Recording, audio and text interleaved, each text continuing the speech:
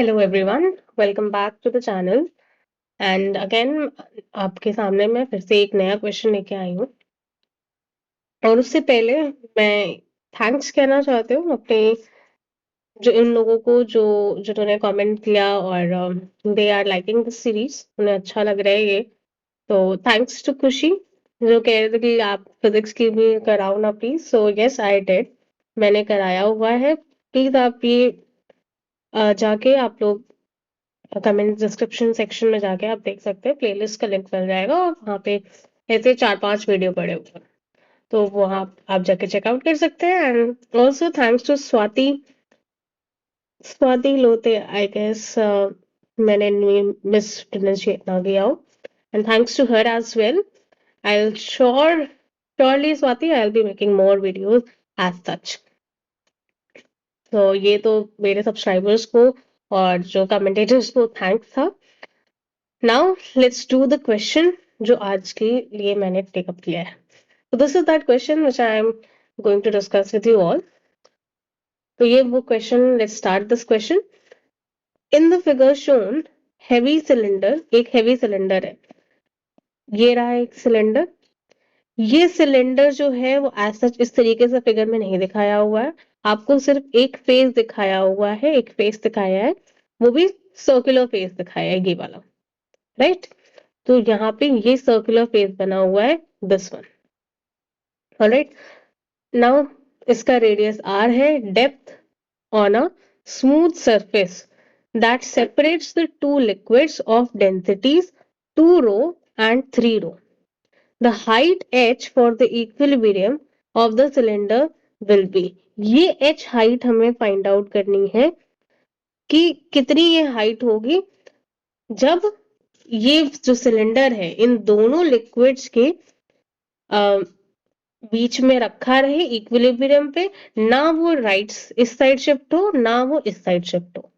ठीक है, यानी कि इन दोनों लिक्विड्स की वजह से जो फोर्स लगे वो इस सिलेंडर पे इक्वल एंड ऑपोजिट डायरेक्शन में लगे, तभी इक्विलिब्रियम में रहेंगे ये। अब बात ये आती है कि हम यहाँ पे फोर्स निकाले कैसे।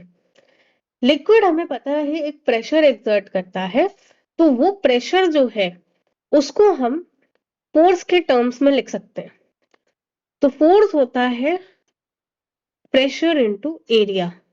सिंस वी नो कि pressure is equals to force per unit area, ये चीज हमें पता है। तो इस तरीके से हम ये फोर्स निकाल सकते हैं। प्रेशर हमें पता है एक लिक्विड के अंदर जो होता है वो रो जी एच के बराबर होता है।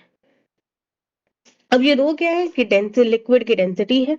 जी क्या है, आपके ग्रेविटी है। राइट, ग्रेविटेशनल एक्सेलरेशन है जी, जो कि 10 मीटर्स पर सेकेंड स्क्वायर आप रख लेंगे, या फिर 9.8 मीटर्स पर सेकेंड स्क्वायर भी रखा जा सकता है।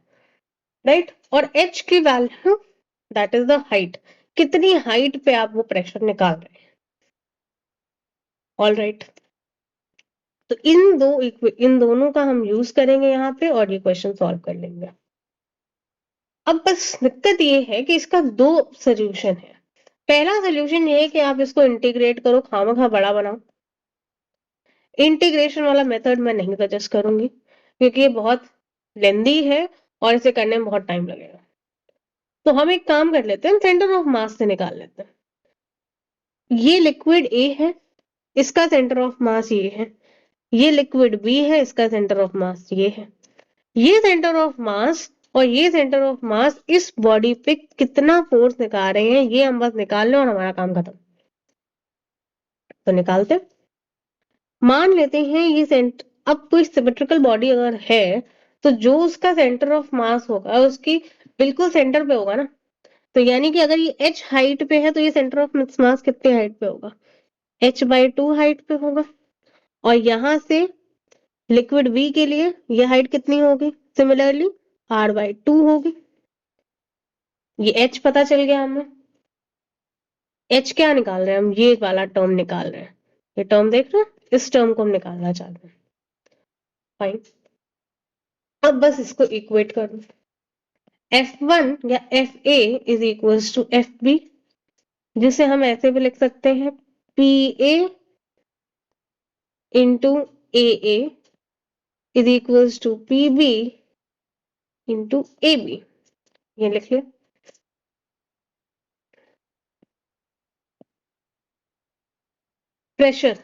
प्रेशर आता है रो जी एच ए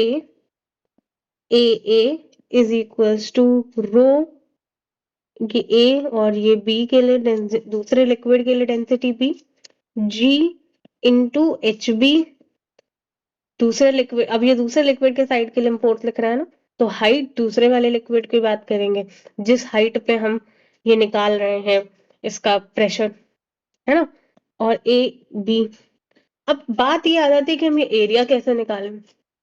देखो, अगर ये सिलेंडर तुम ऐसे देख रहे हो, ठीक है, और इसके अगल बगल आसपास लिक्विड भरा हुआ है, तो लिक्विड के लिए अगर आप दूर से देखो तो लिक्विड के लिए क्या आपको ऐसा नहीं लगता कि ये एक रेक्टेंगुलर शीट जैसा कुछ लगेगा?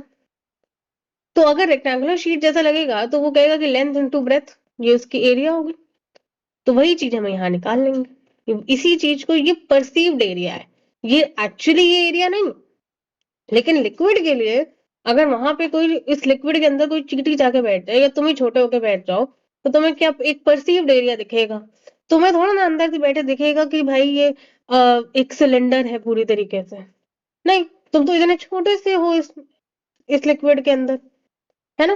तो तुम्हें एक परसीव्ड एरिया दिखेगा, दैट इज योर एक rectangular sheet length into breadth दिखेगा। उस कॉन्सेप्ट का हम यहाँ पे यूज कर लेंगे। तो सी, अब रो ए की वैल्यू हमने रख ली 2 रो, हमें क्वेश्चन में दी थी। जी, जी मैं पहले ही हटा ले रही हूँ, सेम है दोनों तरफ, जी हटा दिया। एच ए की बात कर लेते हैं। हाइट एक ए लिक्विड में कितनी है? h/2 है। एरिया ए लिक्विड का, एरिया क्या होगा? Length into breadth. लेंथ क्या है? सिलेंडर की जो लेंथ गिवन है एल, एल दी हुई है। नहीं गिवन है तो हम सिलेंडर की लेंथ मान लेते हैं एल है, ठीक, एल है। और ब्रेथ कितनी होगी? जो सिलेंडर की लेंथ होगी वही परसीव्ड एरिया की लेंथ होगी। और हाइट कितनी होगी? जितने में लिक्विड फिल्ड है। अगर हम ए वाले साइड की बात कर रहे हैं तो हम एच हाइट ले लेंगे। ऐसे ही दूसरे साइड के लिए लिखो, डेंसिटी बी 3 रो है, और एच बी क्या होगा? यही r/2, r/2 ये वो हाइट है जिस हाइट पे हम लोग ये प्रेशर निकाल रहे हैं, है ना। और अब एरिया मल्टीप्लाई कर दोगे प्रेशर में तो फोर्स आ जाएगा। इसके लिए भी हम लोग को क्या परसीव्ड एरिया निकालना है। तो फिर से लेंथ हो गई सिलेंडर की, और जो जहां तक ये लिक्विड भरा हुआ है आर, आर हाइट तक भरा हुआ है तो आर मल्टीप्लाई कर दिया। अब यहां से बस कैंसिलेशन करना है और हमारा क्वेश्चन सॉल्व। तो क्या क्या कैंसिल हो गया हमारे पास? रो कैंसिल हो गया, रो कैंसिल हो गया, 2 कैंसिल हो गया, 2 कैंसिल हो गया, एल कैंसिल हो गया, एल कैंसिल हो गया। बचा क्या? बचा ये हमारे पास 2h² is equals to 3r²।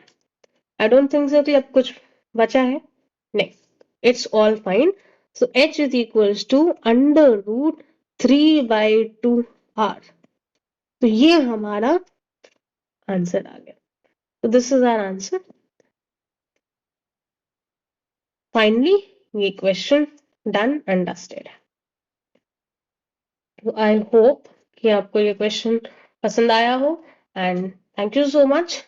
Do like, share and share it with your friends and consider subscribing to the channel. Thank you so much. Now I'll take a leave.